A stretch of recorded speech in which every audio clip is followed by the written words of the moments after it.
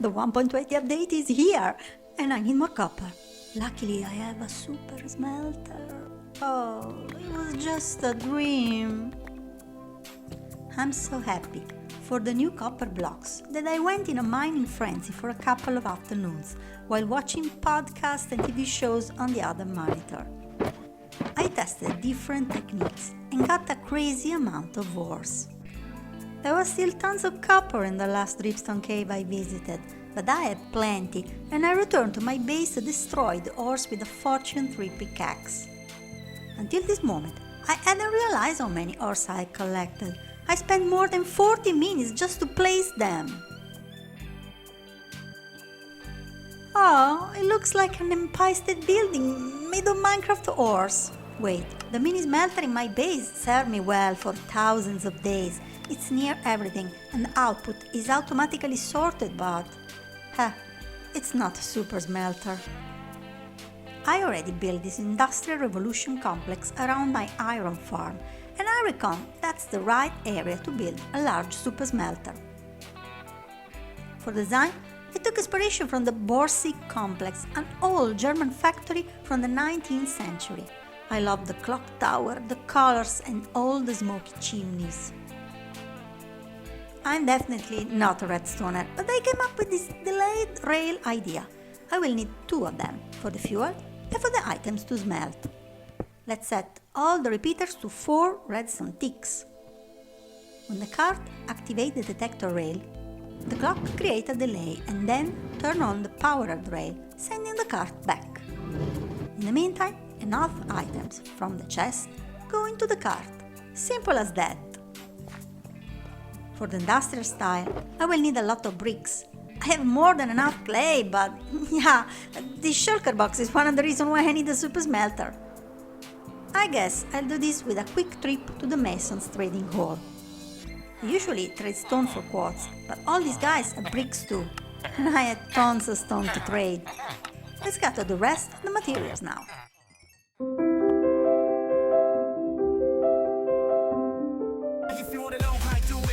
Search for a new cool idea. Here she is, my MC, the best place to be. Building brick by brick with a little chic, mountain high or never deep. All you villagers and pillagers, she's gonna show the craft to the secrets of Minecraft. Assembling, creating, and waiting for the new update.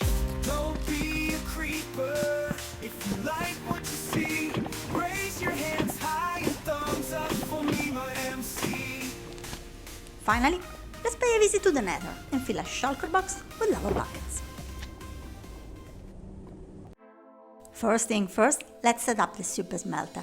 There should be the clocks for the charging stations, a line of hoppers for the collection system, and an on-off switch for the 2 upper minecarts, then a line of powered rails above the hoppers.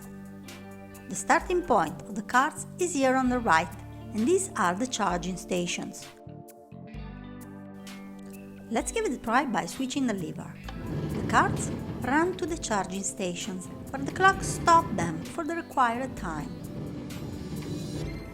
So, these were the super smelter. Thank you all for watching. Now, come on, this is where the fun part begins. But since you're here, why don't you leave a like and subscribe to my channel?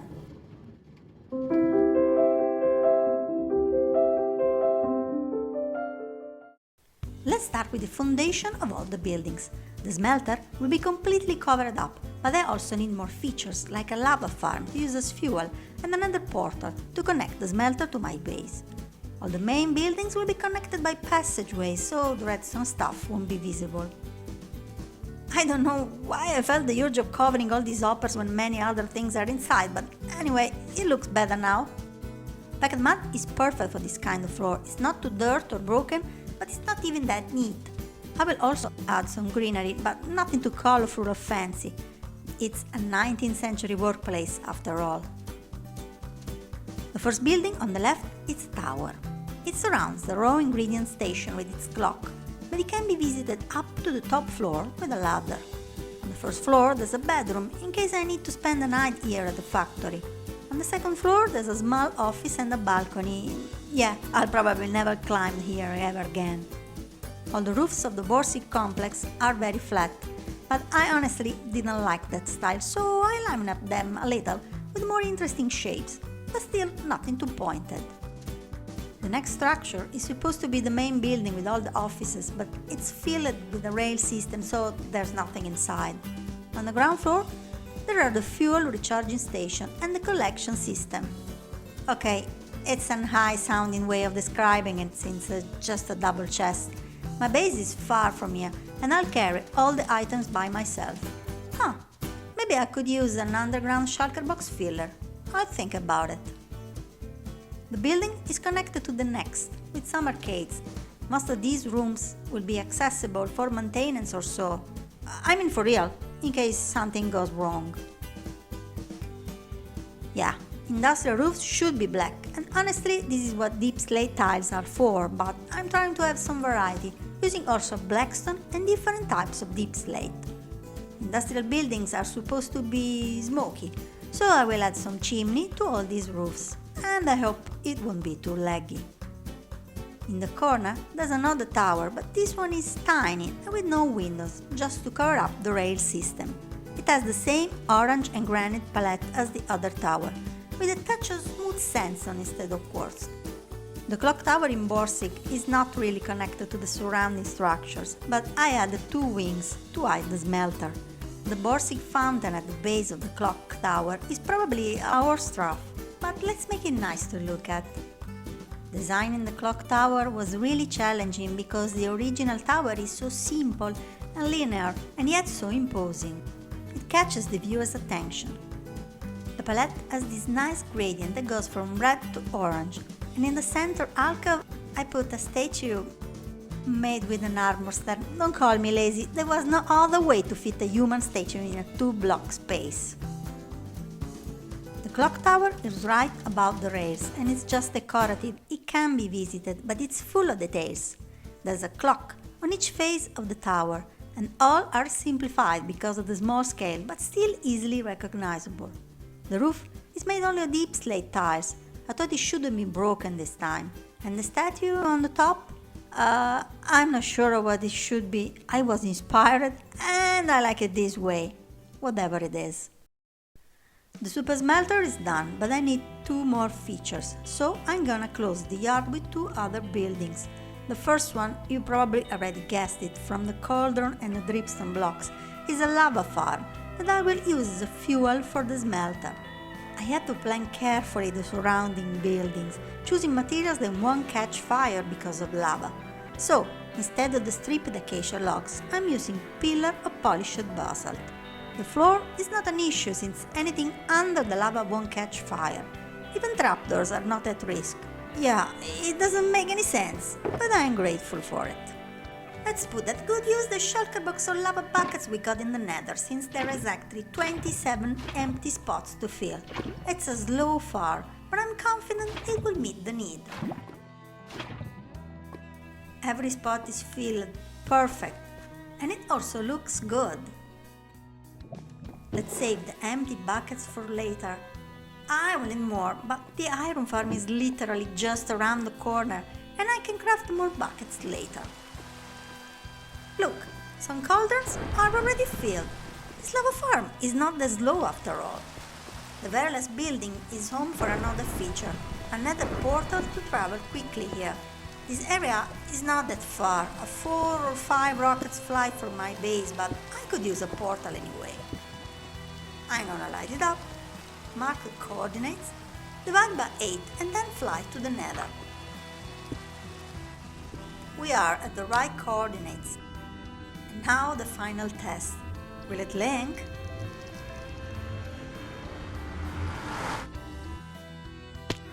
Yeah, we're back at the factory.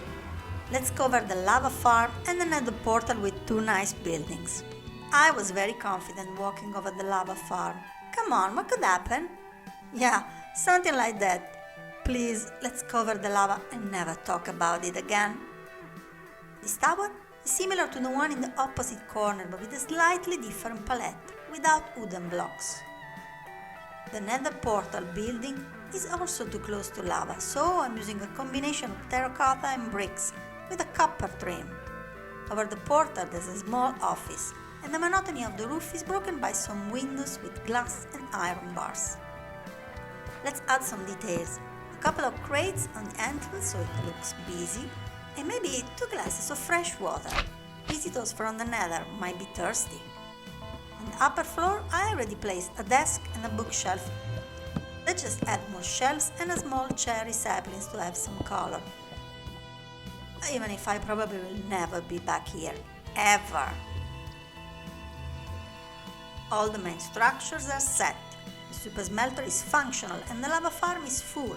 We just need to build a nice entrance gate on the front and then add greenery and decorations. I know what you're thinking, Mima, a tree in a factory? Well, there's a tree in the painting I took inspiration from, and I think it adds a very nice touch to the yard. Don't worry, I've been extremely careful to not get too close to the lava inside the farm. Do you want to know how? Let me show you a little experiment. We all know lava can set on fire flammable blocks, even with the 2 fire ticks set to false. I like to have it on true so fire is spreading. Anyway, there's a safe distance. Under the lava is safe, which is weird.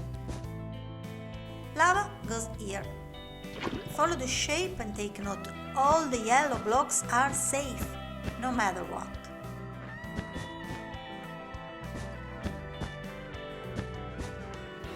This works in both directions. Keep it in mind.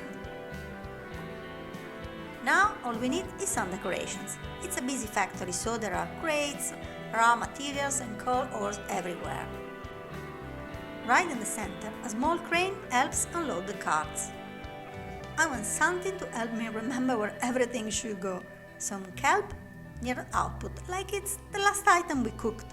Coal ores near the fuel station. And finally, a small cart with iron and copper ores on it for the raw item station. All around the factory, I'm adding bushes, more coal storage and a couple of lanterns. Wow, it's done! I'm so happy with this project. It's compact and functional with everything I need and also so good to see. One last detail before the grand opening, the company logo.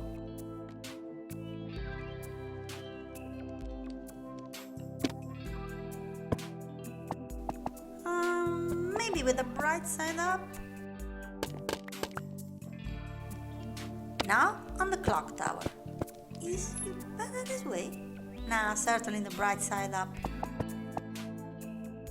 The company logo goes on each side of the tower and it looks good. Look, a super fancy cinematic starting from inside the fountain for a super fancy super smelter. I'm gonna connect it with the iron farm from previous episode and add more farms and features to the industrial area soon, so stay tuned and subscribe or you might miss an episode.